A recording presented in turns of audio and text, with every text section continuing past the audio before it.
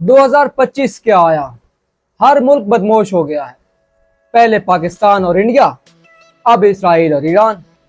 खैर, जुल्म जब हद से बढ़ता है तो मिट जाता है। छोटे मोटे मामला तो चलते रहते हैं, लेकिन इस बार वाला मामला थोड़ा पेचीदा है, क्योंकि पापा अमेरिका और बेटे इसराइल दोनों को ललकारा है अली वाले ईरानियों ने। क्या ये जंग यकदम शुरू हो गई? नहीं, क्योंकि आज के दौर में तो पीर का दम भी शुरू होते होते 1500 ले लेता है। क्या नेतन्याहू भी उसी तरह केला खा गया जिस तरह कुछ दिन पहले मोदी केला खा गया था? क्वाइट पॉसिबल, क्योंकि दोनों की शक्ल छोटे भीम वाले कार्टून में जग्गू बांदर की तरह लगती है। जग्गू बांदर मस्त पलांदर, कदम कदम पे मचा है। क्या अमेरिका और अंकल ट्रंपू को बार बार दूसरे के मामलात में उंगली करना अच्छा लगता है? अगर ऐसी बात होती तो अंकल ट्रंपू की वाइफ उनसे कभी नाराज ना होती। क्या इस बार गार में हाथ डालने पर अमेरिका को चाइना की सूरत में सांप काट सकता है? Quite possible. और अमेरिका आपको ये गाना गाते हुए भी नजर आ सकता है, मुझको राणा जी माफ करना, गलती मारे से हो गई।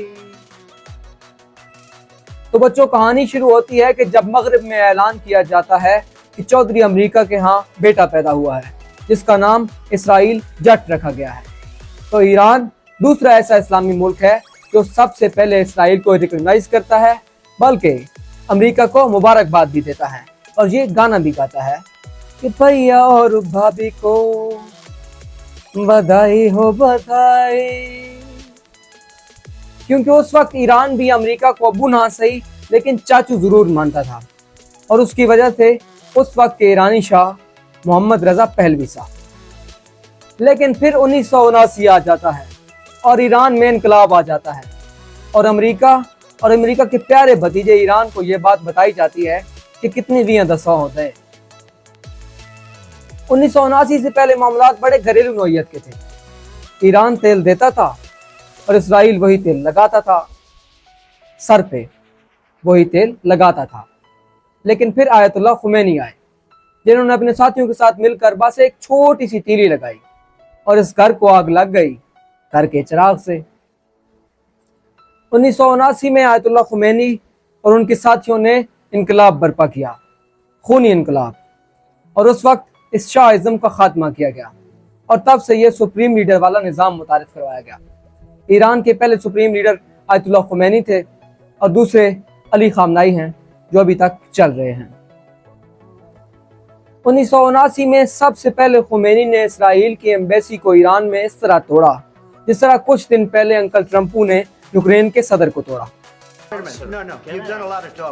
लेकिन इसी सब सास बहू के झगड़े में जनाब सदर सदाम हुसैन साहब को इस बात का इदराक हुआ कि उनको पुष्प की तरह फ्लावर समझा जा रहा है, हालांकि वो फायर हैं और वो झुकेंगे नहीं साला।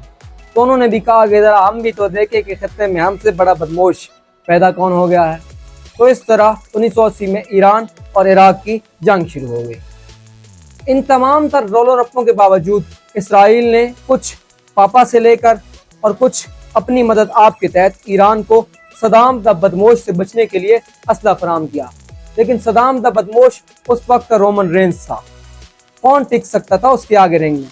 सदाम द बदमाश ने ईरान पे इस कदर इतने ज्यादा बैलिस्टिक मिसाइल से हमला किया कि ईरान ये सोचने पर मजबूर हो गया कि साला मेरे को करना है ये, मेरे को तो करना है ये, चाहे इसमें 9 महीने क्यों ना लग जाएं।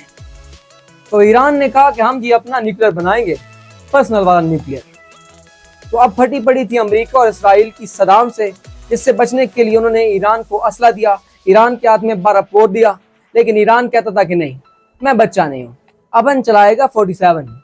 ईरान के मुताबिक मैं गुनूब थोड़ी हूँ कि शॉर्ट करने चलाऊंगा, अब तो अपन चलाएगा सीधा सीधा M24 भी नहीं, बल्कि सीधा सीधा M416, वो भी ग्लेशियर वाली, और वो भी फुल्ली अपग्रेडेड डायरेक्ट।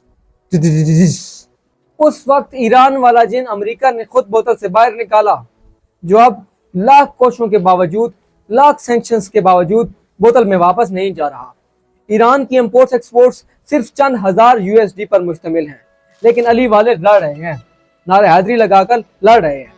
देखिए कब तक लड़ पाते हैं। अमेरिका और इसराइल इस बात की हर मुमकिन कोशिश कर रहे हैं कि ईरान न्यूक्लियर वाली साइड पे मत जाए, लेकिन ईरान भी इस बात पे बज़िद है कि एक बार जो मैंने कमिटमेंट कर दी तो फिर तो मैं अपने आप की भी नहीं सुनता। अब तक की रिपोर्ट्स के मुताबिक इस जंग में इसराइल के तकरीबन 25 से 30 लोग मारे गए हैं, जबकि ईरान के 250-300 लोग शहीद हुए हैं। लेकिन इस सब में जुल्म की इंतहा ये है कि इसराइल की जानिब से गजा पे अटैक्स जारी हैं और पिछले 24 घंटों में तकरीबन 150 लोग शहीद हुए हैं। अल्लाह हम सब पे रहम करे और अल्लाह इन मामलात को जल्दी से हल फरमाए। लेकिन हमारे मुल्क के अजीम में नौजवान अभी भी इस बात पे लड़ रहे हैं कि बाबर आजम किंग है या नहीं है। खुदा के बंदो, दुनिया तबाही के दहाने पे है, कुछ संजीदगी से काम लो और इस बात को मान लो कि बाबर आजम किंग है। ओखे, बाय।